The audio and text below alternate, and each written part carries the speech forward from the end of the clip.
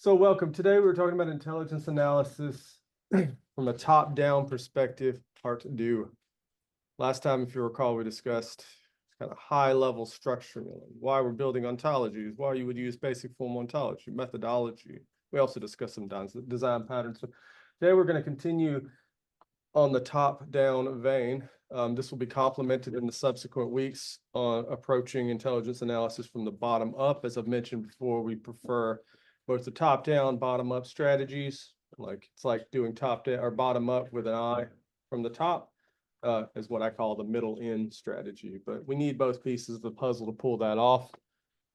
And we're working through the top-down. So this is one of my favorite discussions. It's going to get information-y real quick because we're going to be talking about patterns, language, etc. As you can see here, patterns. Now we are, as you know, disposed to recognize such things. You guys see my mom there in the middle? Yeah. We're disposed to recognize patterns with our perception, with our cognitive faculties. We figure out patterns. This is photo 51, crystallography image by Rosalind. That was influential for Watson and Crick when they were coming up with the double helix model. So we uncovered these sorts of patterns, weren't exactly observed, thought through. Watson, I think, claimed to have a dream about the double helix after seeing Rosalind's image, which he never gave her credit for, but that's a different story. Anyway, patterns in basic formal ontology. Quo vadis. Where would they go? Earlier versions of BFO did not permit dependent entities to migrate from bearer to bearer. Dependent entities like qualities, right? Like the redness of a cup. Not allowed to migrate that.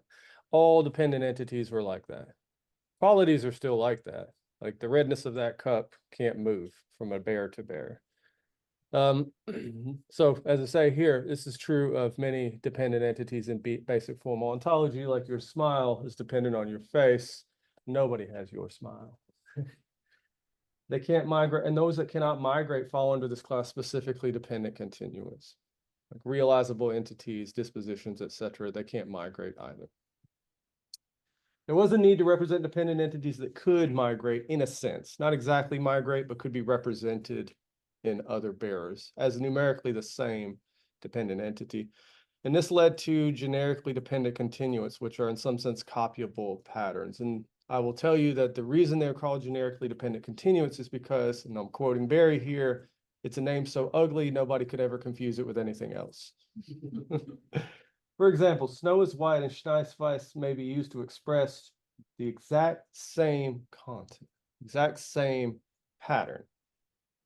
And putatively, it will be about some white crystalline substance that is like makes up like 80% of buffalo. Generically dependent continuous. They're continuous, they're entities, they're disjoint from independent continuous. Those are the things that bear dependent entities, and then specifically dependent continuous, which I was discussing a minute ago, is those things that don't migrate from bear to bear. What, though, is a pattern? So Dennett, David Dennett, Daniel Dennett, whatever, forget, it's a D Dennett, and Ross. So here's a characterization from the philosophical literature that was informative or generically dependent continuate characterization in some sense. So Dennett had discussed the kind of legitimacy or the first classness in terms of ontology of patterns in the world. And he attempted to give a philosophical characterization of what patterns are and how they're distinct from just like random chaos. And he called them, said a real pattern is just something that is projectable under some perspective, which is to say you can like make predictions about it, you can make inductive inferences about it, i.e. copyable. And it encodes information about some structure of events or entities where that encoding is more efficient in the information theoretic terms than a bitmap encoding, which is just kind of like our noise, right? And so basically this is a minimal constraint. Altogether, or like roughly speaking, the idea here is that you have a real pattern when you could create an encoding of whatever you're looking at that is not just noise, like not crazy noise. And you could see, so that those images of clouds, for instance, with like facial representation or of some sort, you would consider that a real pattern. Like just a random distribution of like thumbtacks on the ground because you're home alone and you want to stop the burglars like that. Not necessarily, not obviously going to have a straight encoding that isn't just the bitmap, so like noise. So putting this another way, a real pattern on this characterization is one in which you can find a pattern in it. And you can encode that in a certain way. There's some trickiness about this definition. I'm bringing it up because it was a bit of inspiration for generically dependent continuous, but really the important part that was taken out of this was this. Everything else is kind of left aside. So when we're thinking about patterns in BFO terms, they're copyable, right? And they're about something. And that is when we talk about real patterns in this sense, what we mean is generically dependent continuates that themselves are copyable patterns. But when they are about something, they become what we call a subclass information, which is like the real pattern aspect.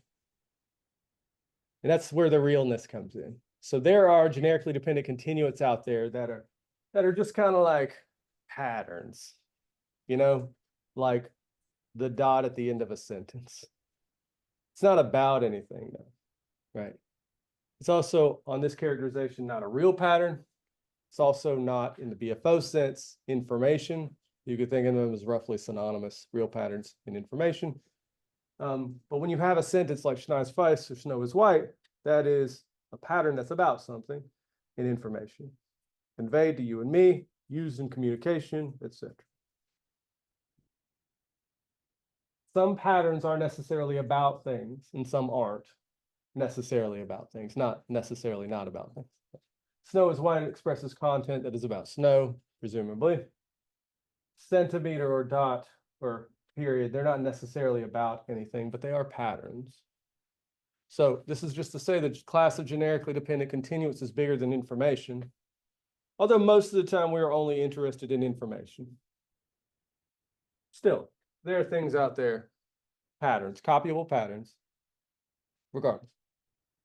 Most generically dependent entities represented in BFO extensions are patterns that are about something. Information, such as the information artifact ontology and information entity ontology. These are two extensions of BFO, where in each of them, information is represented by the class information content entity. And this is about relation is a primitive relationship that stands between information content entities and some entity. What does that mean? Well, that, what I just said. It's primitive, right? And remember what I said about primitives? Every theory has them. They're the basic building blocks where you start, and there's no way to really define them without circularity. But you can provide, you'll see here, what you see here is an elucidation, kind of a description of what they mean. This is a primitive, and here's an elucidation of what that primitive means. There are subclasses or subproperties of this, which we'll see in a bit, that help specify a little more and give you more of a handle. They are defined in terms of his aboutness. They're things like describes, prescribes, right? It's like an aboutness relationship. But fundamentally, core, aboutness. Now, you know what aboutness means, right? You know what it means for something to be about something else. Yeah, Matthew? So, for the primitive relationship between information content entity and some entity, where I run into my conceptual problem, at least just on my end, the is about seems to be, I want to say unidirectional. The definition seems to be bidirectional. A relationship between doesn't really tell me which is about which. It tells me that they're about each other. The relata, so typically like a convention, as a matter of convention, the first thing in the relata is like the entity, like it's in the domain.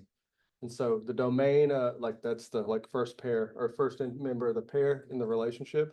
And so this is about as a relationship between information content entities and anything else, which could be information content entities. You could have ice to ice, but you always have to have first member be an ice. And just a quick follow-up, is that how relation is used throughout all of BFO? Yeah, man. Okay. I just no, that'll help me. That's good. All right, let's look at this in a little more detail because it is a little complicated. Beethoven's Ninth. I forget which symphony that is, but it's because it's Beethoven's probably an awesome one, and it makes you cry if you listen to it too many times. Beethoven's Ninth. It is an instance in this characterization of BFO of a symphony, which is a musical work, which is an information content entity. It's copyable pattern. It's about something. Now we say that this instance is concretized as a relationship information bears to inscriptions that are like specifically dependent continuous, for instance, like the qualities of bearers. There's a concretization relationship between the information and the qualitative bearers of that information. The shape and mass of your hard drive, the ink inscription on this parchment. There's also that relationship between the ink inscription and the parchment itself. There's an inherence relation. So those qualities, the ink inscription being an information quality entity, which is a specifically dependent continuant. Remember those dependent entities that don't migrate, like redness of an apple, shape of your hard drive.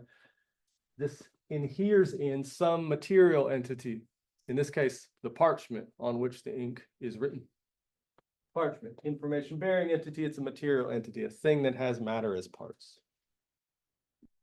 The ink inscription, the quality that is the ink inscription, does not have matter as parts, just like the redness in that cup doesn't. Ink has matter as parts. You could tell a more complicated story here where you involve the ink and blah, blah, blah, blah, blah. I've cut out some steps, but hopefully you see the idea. In addition, number 9, as well as being a symphony that's an ice, it bears this generically dependent continuum, or generically depends on relationship to the parchment. So not only is there that concretization relationship between the information and the qualities inhering in a bearer, but there's also the generically depends on relationship between the information and the bearer itself. Now, in addition, told you it's a little complicated, right? I said information content entities are about things. In this case, we'll say the 9th is about an orchestral plan.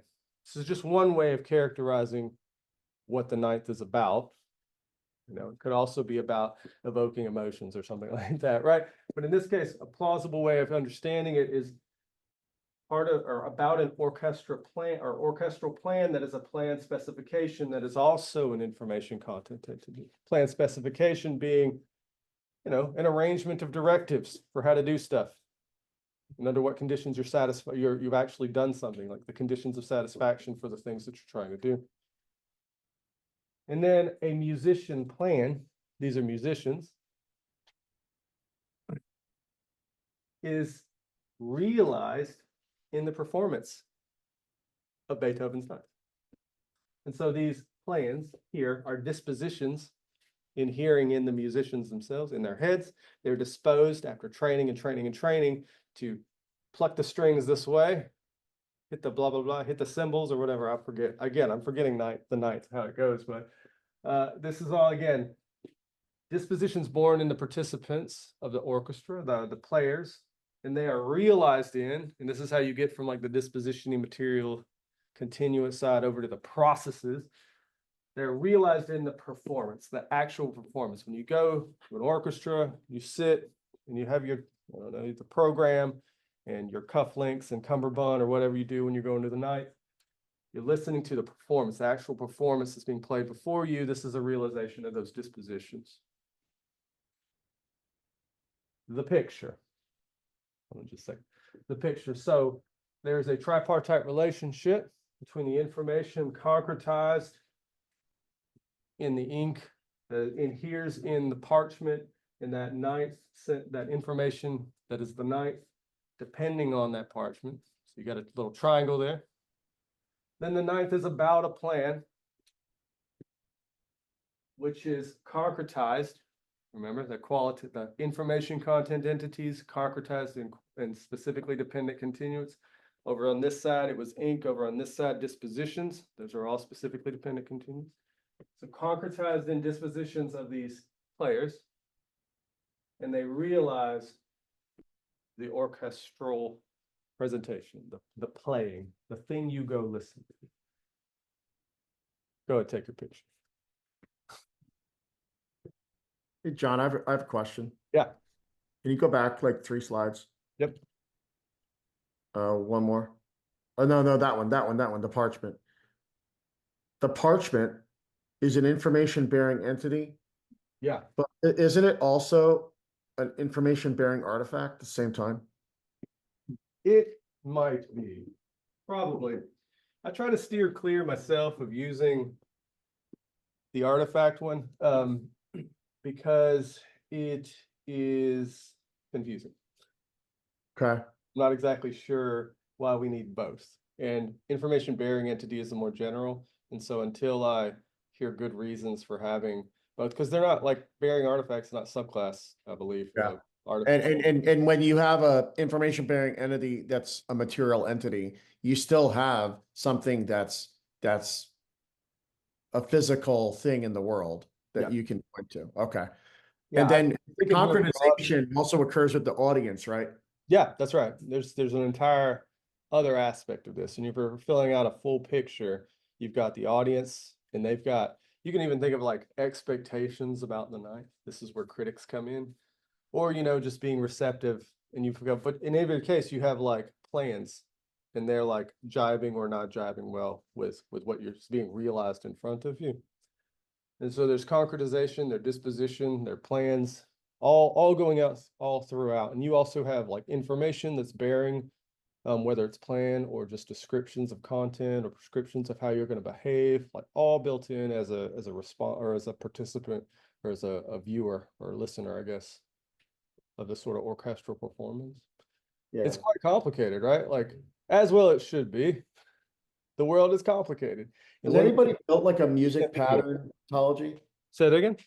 Well, like I think about like when you're talking about patterns, right? Mhm. And I think about like I forget what his name is. The little, who's the short redheaded guy, plays guitar, writes a lot of songs. He's from England or Ed Sheeran? Ed Sheeran. So Ed Sheeran's case when it went to court, right? That he was infringing on the copyright of other artists. Oh. And then he sat there and he played like 4 chords and he went through like 90 like pop chart hits and they all use the same chord structure. Oh yeah. What would be interesting would be to build an ontology based upon the patterns of music, and so that you could then discern what is new music or what is just literally like music that is from patterns that already existed completely. That's a dissertation right there. Oh my gosh. Ian says he's going to do it. There's also a song by Axis of Awesome called 4 Chords, which is just like, it's all these pop songs. It's like 6 minutes of different snippets of pop songs that all use the same 4 chords. It's great. Oh, yeah. Beatles use the same 4 chords in like 97% of their songs or something. The Beatles come up. It's fantastic. It's really interesting. So Ian says he's on it. Wait, you had your hand up. Could you go to the plan for the next slide? Mm-hmm. Yeah. So, a really good plan. I'm trying to understand if plan can include the what Beethoven wanted to project to his audience. Because the plan of what the musicians are following is different than what like he wrote the piece for. Sure. I think they're like, if I'm being real careful, I think there's something like a plan that he had that he was trying to convey. And it could have been multifarious. It could have been ambiguous to him, or it could have been very precise to him, right? And you could think of him as like in an ideal case, attempting to convey through the ink inscriptions precisely what the plan is. Of course, even in that ideal case, you have a conductor who's training the orchestra, and they take liberties, right? Like they shift and they change, and sometimes they change through the drilling, and sometimes they change, on demand, right? Like depending. So it becomes they're different plans overlapping in many ways. Hopefully at least overlapping considerably enough to call it the ninth. But it is a lot more complicated than even this picture I've given you. This perhaps interestingly enough, there is, I want to say it was like, wasn't Beethoven, but it was, I think it was Bach. I'm just going to attribute it to Bach because it's like a work of genius. And I mean, if you're thinking about genius, it's Bach, right? So there's some resolution to a chord in one of his fugues where different people hear it differently. And you can measure this. And so it seems like there's evidence to suggest that he did this intentionally because he knew that people heard it differently. And he was like, there was some like controversy he was trying to like generate. Like half the audience would be angry and because it didn't resolve the way they expected. It like, yeah, it resolved at a slightly higher pitch, and they would like it sounded dissonant, and to the others it sounded consonant. And he's like, I like to stir trouble. Like there's so it's very interesting, like because what happens is conductors later, like several conductors fixed it. Yeah, quote unquote, they fixed it so that it always resolved to sound consonant, which is like that wasn't his plan. Right. Yeah. Well, that's probably why there's some conductors are good and some are bad, and some conductors and others, because they're really trying to take the concretization of what the original thought was in Bach's head and conveying it to an audience, and that might even change based upon the space, right? Might have one amphitheater that maybe it's more dissonant than consonant, and there's so much that goes in play. Yeah, that's right. And I mean, that's one of the reasons why conductors are there, to like respond to the environment, because the environment's not always the same as the one that, say, Beethoven was writing this for. But you were going to say something else? Yeah, I was gonna say that one's intentions in order to make the ontology. It's challenging. It is challenging. But what we do have is the parchment in the ink inscription. We can make educated guesses about that. And hopefully, like there was like enough writing around from Beethoven himself to describe what he was intending. Same situation goes on now. Like I write a poem. I write a lot of poetry. I love writing poetry. And I like presenting poetry to people. And I like seeing what emotions or hearing what emotions are evoked. And then I go change because if I didn't want that, right? So it's like a tinkering and empirical process. I'm like, did you feel sad? How? Damn it, I missed, right? Like, because I'm like, but this is me like writing down specifically what I want to convey. But you can imagine people writing poems and they're like throwing it off into the aether and like, get what you want, death of the author kind of thing. And that's like measuring one of those is a lot harder than the other. One has more documentation. But that would be the way forward, though, the documentation, whether it's like his notes and diary, whether it's me painstakingly taking notes about my process, because who cares? But in the event that it's not, I mean, the other side of that is, how do you measure best guess? That's unfortunately, it's not an ontology problem exactly. What we do, though, is get really precise on what documentation we have, what the intention was, what we can actually say about it. And so that when we do encounter those situations where we're not exactly sure because there wasn't enough documentation to convey the meaning, or like be clear or confident about the meaning that was conveyed, we know that specifically. So we're kind of narrowing the domain of known unknowns and unknown unknowns. And right now they're all mixed. It's not clear. Go to a comp lit department. It's a little messy. Nothing against it. Very fascinating, creative stuff that comes out of it. But they kind of live in a messier world than the one that we're trying to create here. I'm gonna move on because there's more. But here's a picture, right? And if you're thinking about information, and you will be, you should keep this picture in mind. Information is notoriously challenging to model. People often confuse information about things with the things themselves. I cannot tell you how many times I've been in a conversation with engineers who are trying their best to say things like, this jet engine plan has mass and it's of the same type as a jet engine. And I'm like, bro, no, I can't, like in the abstract sense of a plan, I can't pick up and carry a jet engine blueprint. Of course, I can like pick up the parchment and whatnot, but like the information that's duplicated across blueprints, I'm not like grabbing that out of the air and going, oh, this is heavy, It's not of the same type as the thing it's intended to describe. Like but this happens all the time. People confuse measurements for the things measured. This especially occurs in areas where like there's not like a textbook practice of keeping these things separate. And I say that in this, like chemistry and physics have like a textbook drilling practice of keeping the measured things separate from from the measurements. But if you get into an environment like psychology, just kind of like on the cusp of both qualitative and quantitative research, see more often the case that there's some ambiguity between like the constructs and the things measured or proxies for them. And this is fine. It's like the nature of science as it becomes more precise and these constructs become more precise. And not all psychology is like the big five. There's no confusion about how to measure it versus the thing measured. But like a lot of other psychology, constructs are not so like firmly established. Does that make sense? Okay, so you'll see this a lot. Like this confusion of information, the thing, like what information is about. So keep it in mind. Now, perhaps just as interesting. Many intelligence agencies involve government agents and agencies which have degrees of authority to direct and leverage intelligence. Questions of authority emerge during mission failures and successes, checks and balances, rational reconstruction, and it's incumbent on us that we explore the relationships between intelligence, i.e. information, and those authorities. It's all bound up. This is part of that planning stage in the intelligence cycle.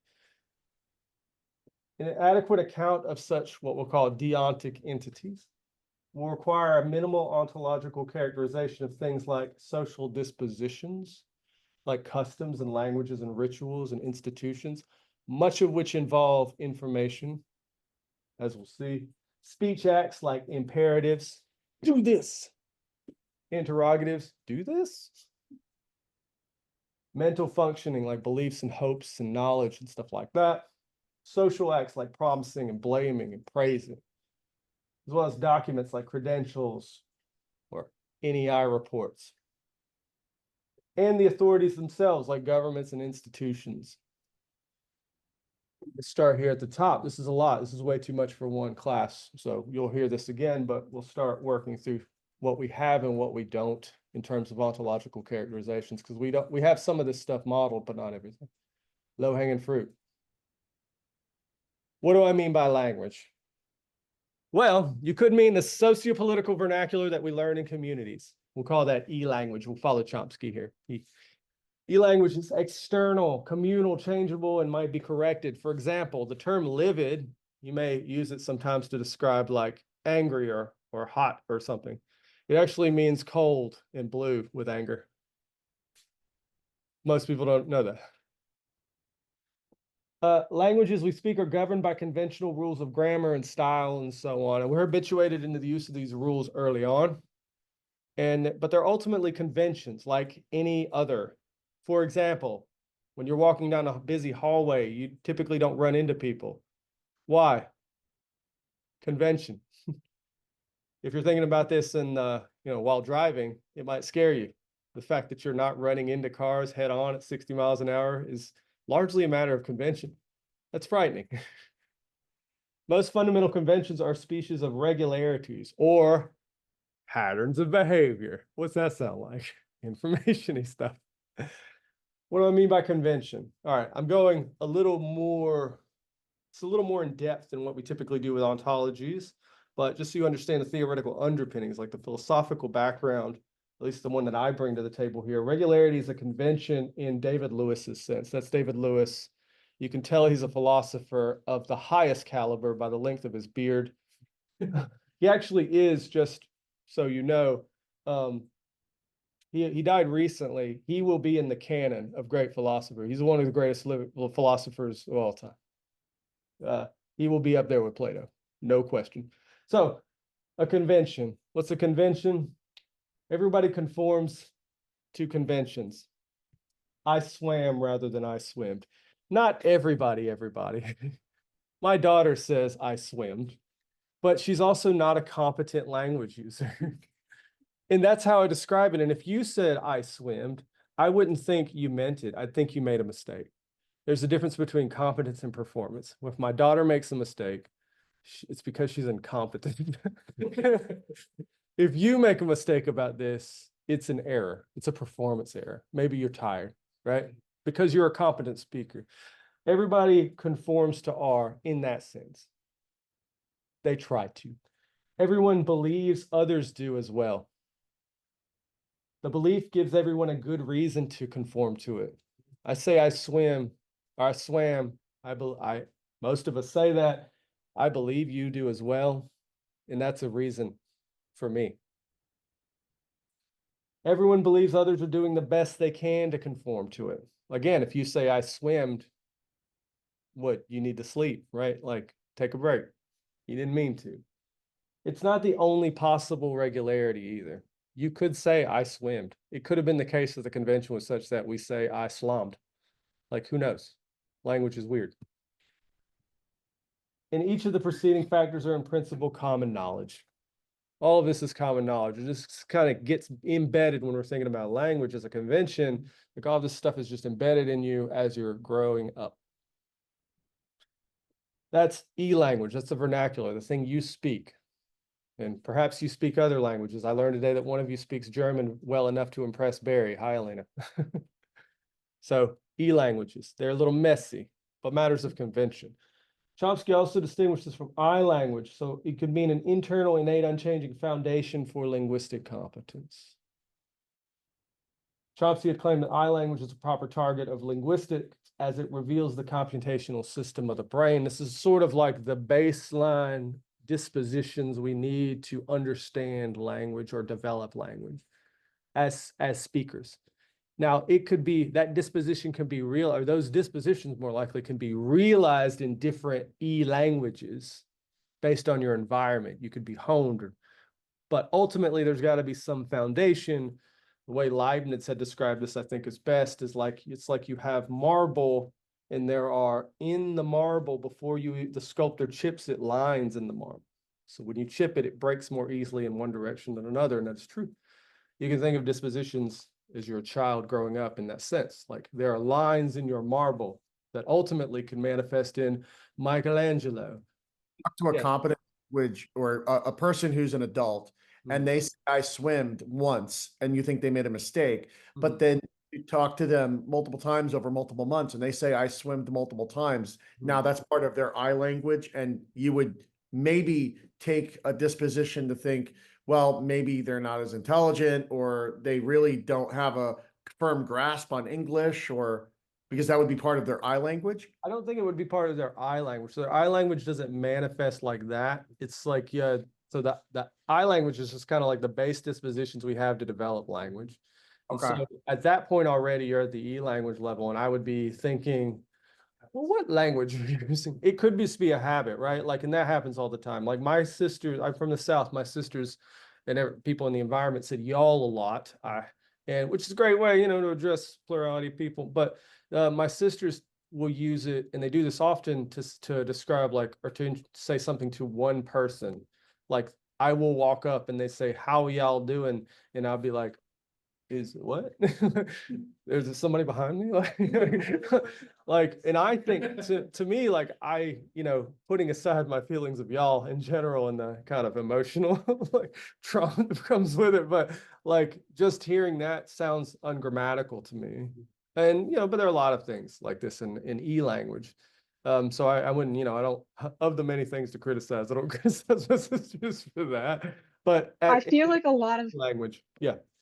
I feel like a lot of strange idiosyncrasies that I experience with people that make grammatical errors in English, it can be attributed to the fact that it's their second language, and their English can be otherwise perfect, but they might just say certain things certain ways because that's how the grammar is in their mother tongue. That's right. And like, there are conventions on conventions, right? And like, these are matters of degree. So I don't want to be like, there's one English, E-language English, and you speak it or you don't. It's far more fluid than that. But ultimately, matters of convention. This is a key point. Here too, I'll just bring in some of my work. I think while linguistic competence consists of dispositions born by agents, there must be an innate competence for logical reasoning, since language depends on drawing distinctions. And fundamentally, if you can't distinguish one thing from another, you're not going to get any language off the ground. But that's a logical distinction. Those two things aren't the same. That's logic, not language. So I supplement this. I say foundational logical competence, what I'll call I-logic, is grounds for foundational linguistic competence, I-language, which is grounds for derivative linguistic competence, I-language, which is grounds for derivative logical competence, E-language. And that sort of logical competence is the thing that you learn in classes like Logic for Ontologists when you're grasping or slowly understanding description logics, right? Or first order logics or common logics. There are all sorts of logics out of there. They're all depending on your linguistic competence, depending on your I-language dispositions and your I-logic dispositions. Does that make sense? If you want to read more, I've got a paper on this. Trust logic, not tortoises. It's a fun one. So those are social dispositions, customs, languages, etc. Speech acts. What is that? While speech is any act of uttering, a speech act is an act in which an agent intends to convey meaning performed by the act. This is from J.L. Austin and the now quite problematic John Searle.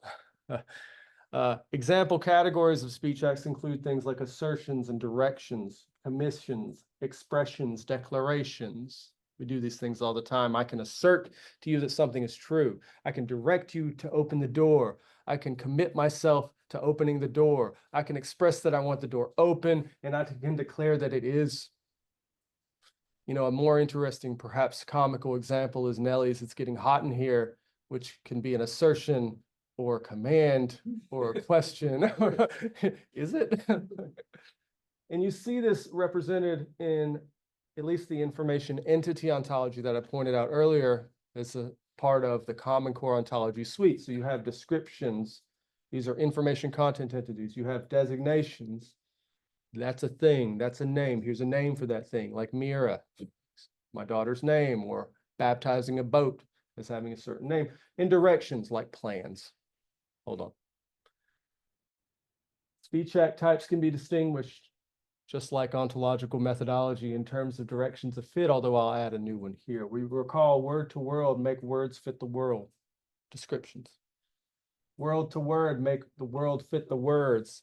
Plans, directions. Creation of fit, make words change the world.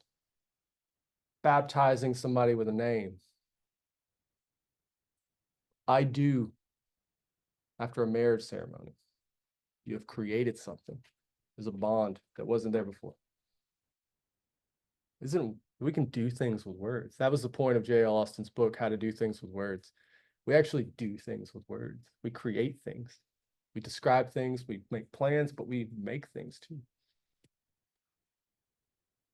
Descriptive information content entities. Again, this is in Common Core ontologies. It's a class of information content entities that describe things, like demographic data or your biometric measurements and so on. And descriptive ice can be evaluated for truth or falsity. John is bald is true or false? It's true, as you can see.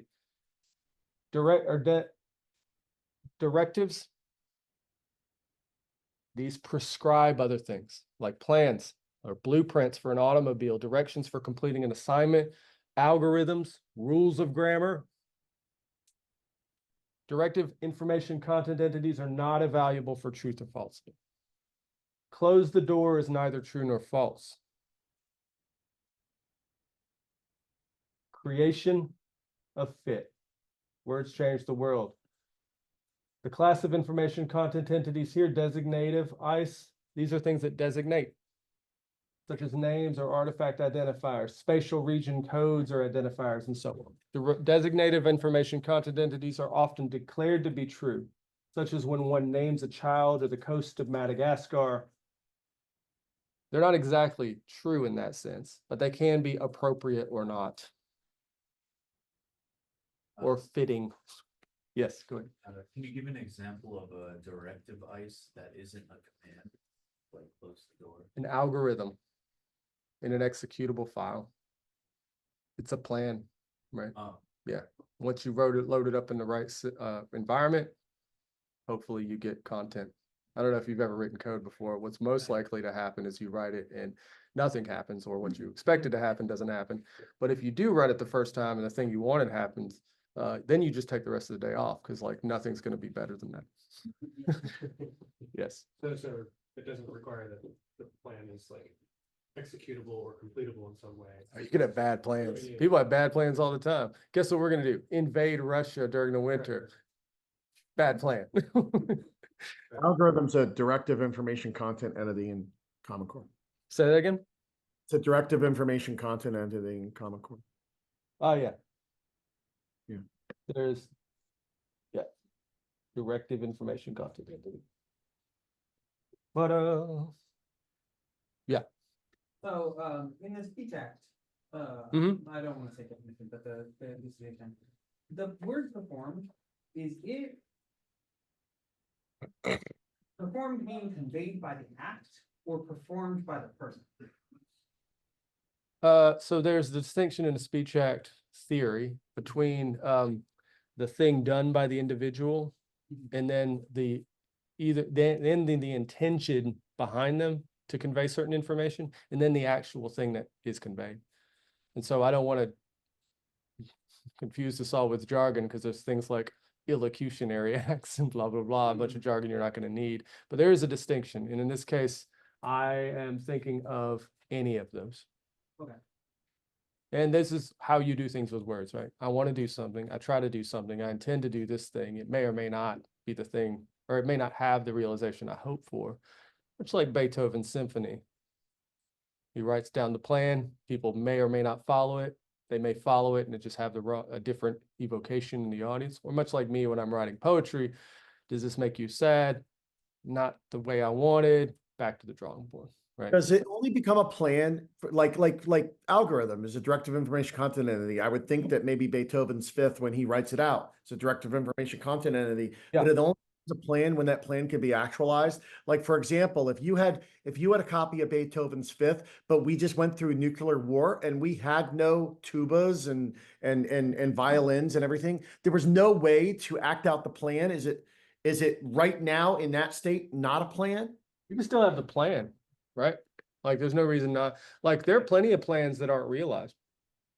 But like with an algorithm, if an algorithm is a directive information content entity, it's therefore not necessarily a plan all the time. You would have to put it into something like in maybe Python or something so that you could actually run it as a plan.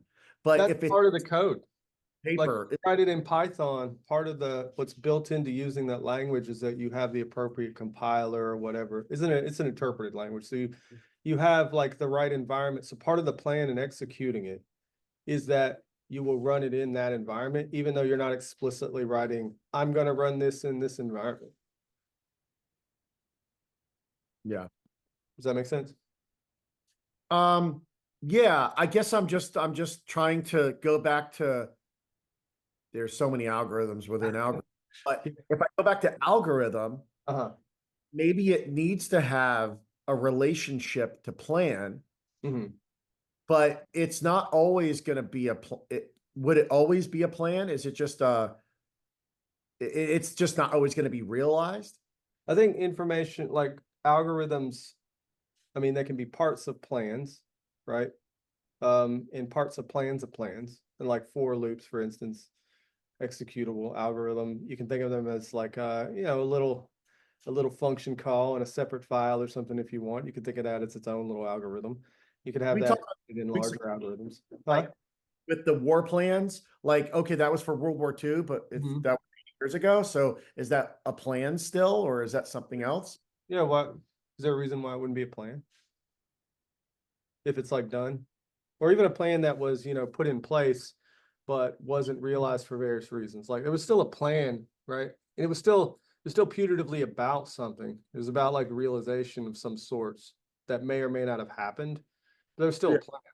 I mean, I guess technically you could go and attack France and use the plan, and We could. Sorry. an architectural plan that's like a piece of artwork. You could literally take that. You could still go build a building with it. I mean, yeah, absolutely. I mean, this happens all the time. Like people like run rough drafts of plans for buildings, and then maybe the funding doesn't get like pulled through. Architectural achievements are expensive. Maybe you only do half of the plan. You know, like if they had stopped at the shoulders of the Statue of Liberty, there was because they ran out of money. Still be a plan. Only part of it was realized, but still a plan nonetheless. And maybe there would be plans later to say, put a head on that thing. So Right. it's not, and it's not Right. temporal situation. It has nothing to do with temporality then, because it's always a Yeah, plan. right. The core feature for plans, for just like generically dependent continuous, I'm sorry, information is that it has to be about something. Now, the tricky part is, I mean, it's very much related to what you're pointing to. The tricky part is when you create plans that aren't obviously about things because, say, they haven't been realized. So if I make a blueprint for a vehicle and I never make the vehicle, what's the plan supposed to be about, right? And so traditionally, and this is true in Common Core, folks have looked for specific, because they were interpreting realism as being like there has to be instances in the world that these things are about. They will say things that like, I'm going to look around and find what this plan was about in the world. And so you can make some headway on that. Like you can appeal to like instances of steel of a certain sort and say, this was the sort of steel I had in mind. And there are instances of this steel. And if you were blah, blah, blah, you continue the plan. You know, if you actually were to like follow the plan, you would combine the steel with other things. And then you'd have like the bundle of instances. I think that's super confused. My take on, but I say Common Core followed a route like this because they have the modal relations ontology, which is like a duplicate of instances of like possible instances of things. So there could be something that the plans were about. This is in that same vibe. It's also very much David Lewisian in spirit because it uses his his modal logic to do this. But again, I think that's off by a margin on what plans are actually about. And I don't think we need to violate realism to say what they're about. It's just this. So when I make a blueprint that's not about any specific instance, that's fine because what it is about are types of things arranged in a certain way. Now, whether or not there's an instance that sits under the Venn diagram of classes arranged in a certain way, that's another story. The types are real. If I write a fiction story about Harry Potter, there is no Harry Potter because there's no thing in the world that has all of those qualities all together bundled into one bunch. Yeah. To say though that there aren't those qualities. There are scars in the world, right? There's like electrical bursts or whatever. Like you can do all of that. It's just there's no such thing at the intersection of them all. And this is what I think is going on with blueprints, right? You want a Honda Civic SLX TW. I just made this up. It's got like wings. There's just no thing yet calling out to that, but we're still realists. There's still about the It's like Tesla with like TDOA or something where like that wasn't an actualized plan that was realized for another 80 years because the technology wasn't there. Yeah. But there's plenty of stuff that it's about, right? And that's the thing. So, okay, let me move on. Social ingredients. Performance of speech acts such as promising, asserting, excusing, etc. create claims and obligations, authorities and responsibilities, memberships and exclusions, which are ingredients in the ontology of the social world. There you are in the social world. If Sam promises Sally to perform X, then Sam acquires an obligation to perform X. Similarly, Sally acquires a claim on Sam that he perform X. The claim and obligation are mutually dependent, specifically dependent roles. They're occupying new roles. These things have come into existence because of the speech acts and the agreements and the commitments. That's fine. We would want to represent all this sort of stuff. We want to track these sorts of commitments, part of the world of social ontology. As with other roles, claims and obligations are underwritten by dispositions of the parties involved, like Sam's obligation is grounded in dispositions inhering in Sally, or dispositions inhering in the wider society, to hold Sam accountable, like punishing, shaming, shunning, scolding, if he fails to perform X. Part of what it is to promise is that if you don't do it, I can hold you accountable. You made a promise. I could say it could be as minimal as you promised. That's fine. Holding accountable. It doesn't have to be extreme, right? How does this link over to the wider scope of the world we inhabit of information, though, which will bring us closer and closer? Hopefully you're following the track, closer and closer to authorities and regulations. An adequate account of deontic entities require, as I said, ontological characterizations of lots of stuff, including documents, credentials, authorized reports, etc. Things we've already encountered and things we encounter in our lives already. Documents are the sorts of things that can be copied and modified and stored or aggregated, have component parts like plans and subplans, or they can be executable things. Documents combined with authority make possible collective agencies and corporations, universities, religions, governments, legal codes, armies, everything, right? Like we are enmeshed in these sorts of collective agencies and groups and organizations, etc. And a lot of it has to do with the fact that we have documents that can facilitate the creation and maintenance of these sorts of things. Here's some documents. Just always like throwing this out there whenever I can. Here's another document, which we've seen, our continuing program for weapons of mass destruction at NEI. Documents were required for this massive operation, D-Day. Also for the construction of things like airplanes. You're not going to get this without documents. You're not going to coordinate this sort of effort without documents. Look at all that's going on. It's not just conventions. You got to like have conventions with guidance. Or if I'm going back to one of the original examples from this lecture, orchestra, the parchment, the inscriptions. You're not going to get lucky enough to have a bunch of people get together and say, hey, let's jam and play the night. Yeah. Or ingredients in a recipe. I don't know if you know who Gordon Ramsay is, but that sounds like something he'd say. This is his recipe for beef Wellington. You should try to make it. It's delicious. This is from mine. Just kidding. But I did make it. Anyway, yeah. Documentation creates a new dimension of economic reality, like bank accounts and mortgages, stocks and options, which are enduring social networks. Debts and credits become information entities, analogous to digital artifacts. But also, documentation created a new dimension of social reality. Online profiles and tweets and online forums, also enduring social entities. Online presences become information entities analogous to digital artifacts as well.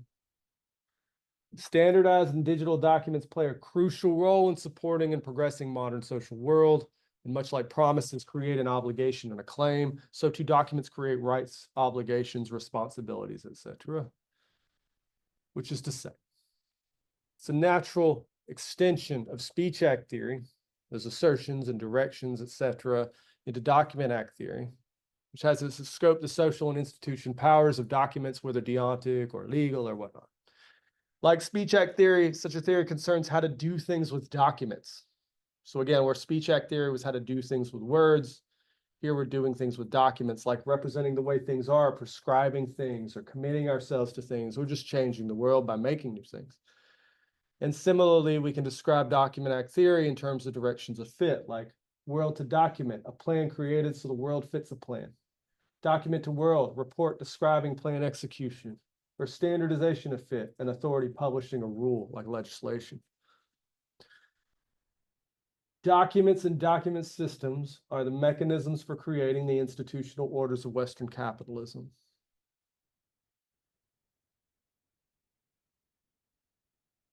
It is a profoundly erroneous truism repeated by all copybooks and all eminent people when they are making speeches that we should cultivate the habit of thinking what we're doing. The precise opposite is the case. Civilization advances by extending the number of important operations which we can perform without thinking about them.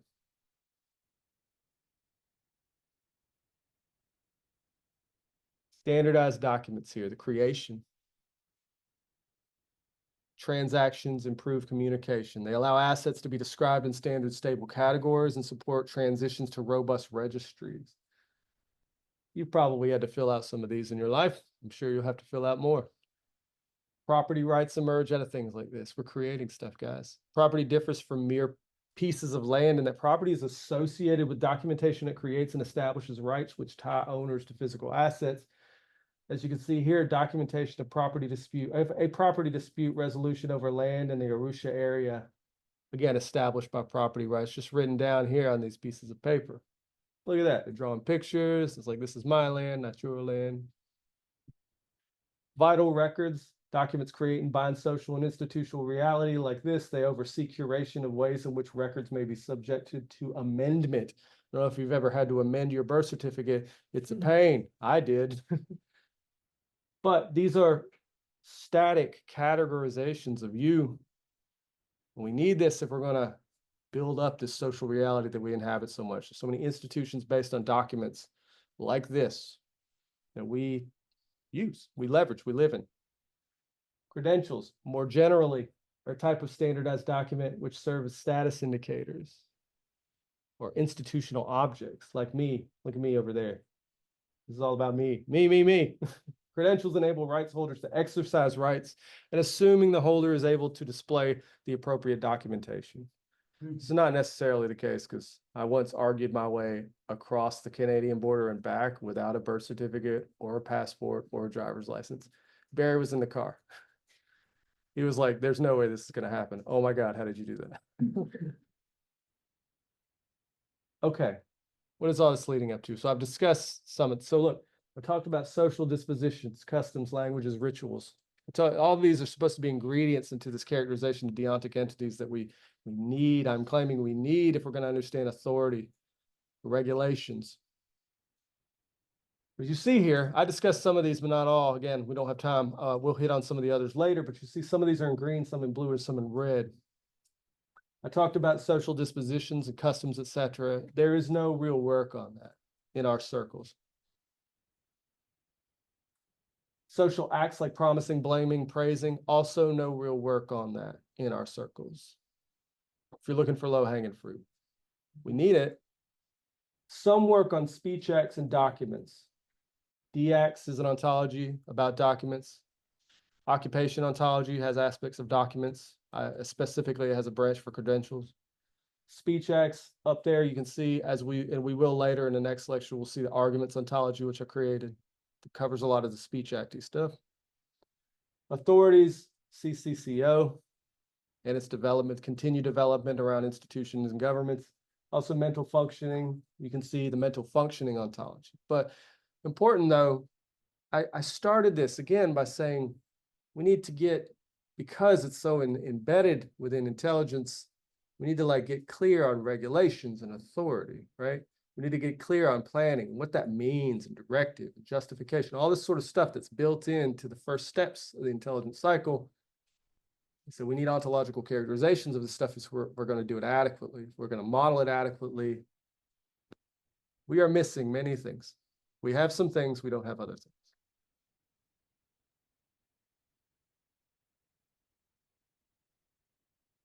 Before I go on, I want you to take the lesson here. I want you to take a note. We need some work done. You find this stuff engaging, social acts, right? Like, so like if you're finding that engaging, it would be very beneficial to the community. If you were to explore, specifically you philosophers in the room who have a philosophical background in this stuff, you were to explore ontological characterizations of this stuff. If you're interested in arguments too, you are welcome to work with me as we continue developing the arguments ontology.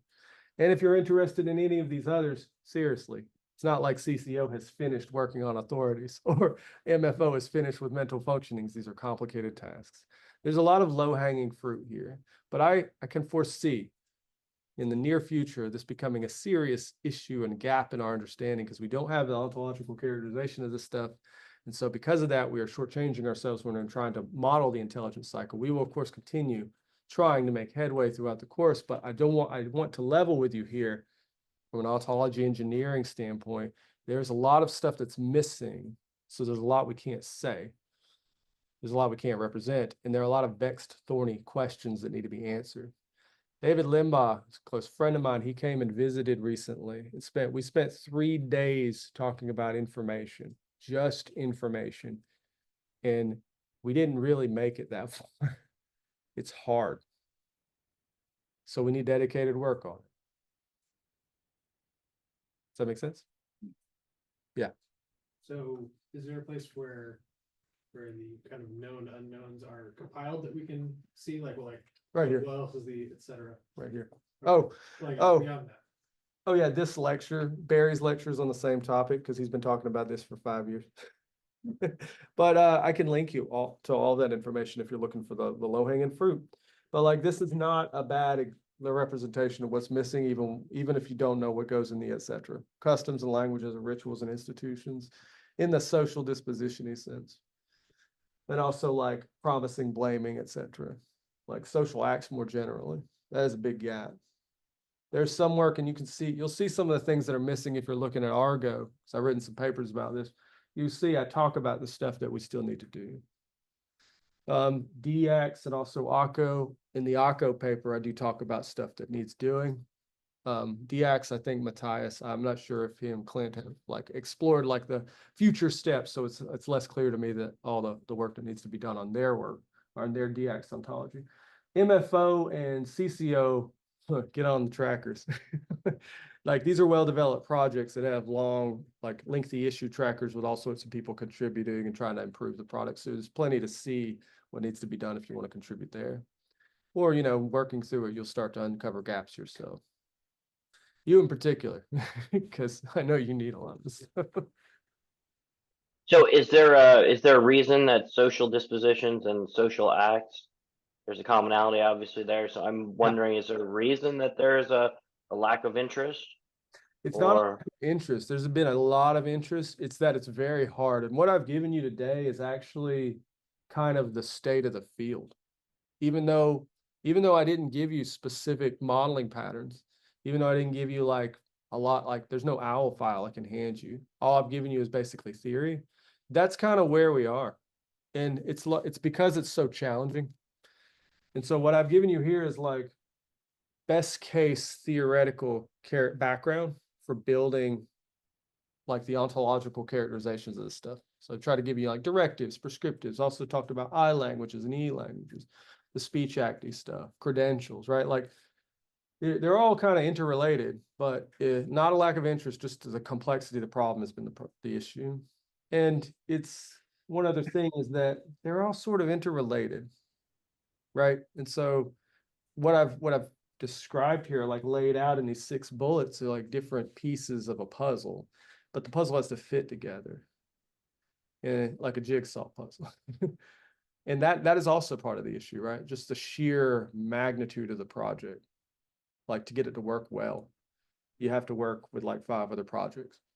Yeah, what's up? Is there a place where we can see kind of like what are the dependencies for like what are the blockers for why we're not looking at social dispositions from the rest of the list? Yeah. Like, Yeah. What needs to be done before that needs to be approached? So I think many people, I'm glad you asked this. So I think many people have thought in just that manner when attempting to approach this. They've thought, what do I need to do before I get to this, right, to social dispositions? But because of the intricate relationship all of these categories seem to bear to one another, I don't think that's the way forward because you'll be talking yourself in a circle. So when I worked on Argo, I just focused on arguments and I was like, I need to work on making sure that the arguments ontology could fit with other categories. I don't know, I don't have those other categories. Argo may need to change, but I can't just like work through dependencies because I'll never get anywhere. So while I totally understand the question, my thought is just jump in, right? Like start with social dispositions or start with social acts and start modeling promising customs or something. But don't try to do that whole line. Or don't try to do social disposition. No, it's huge, right? Like it's huge. That's a huge thing. Yeah. John, what it looks like to me Yeah. is it's like the stuff that is in green and the stuff that is in blue is stuff that we can tag.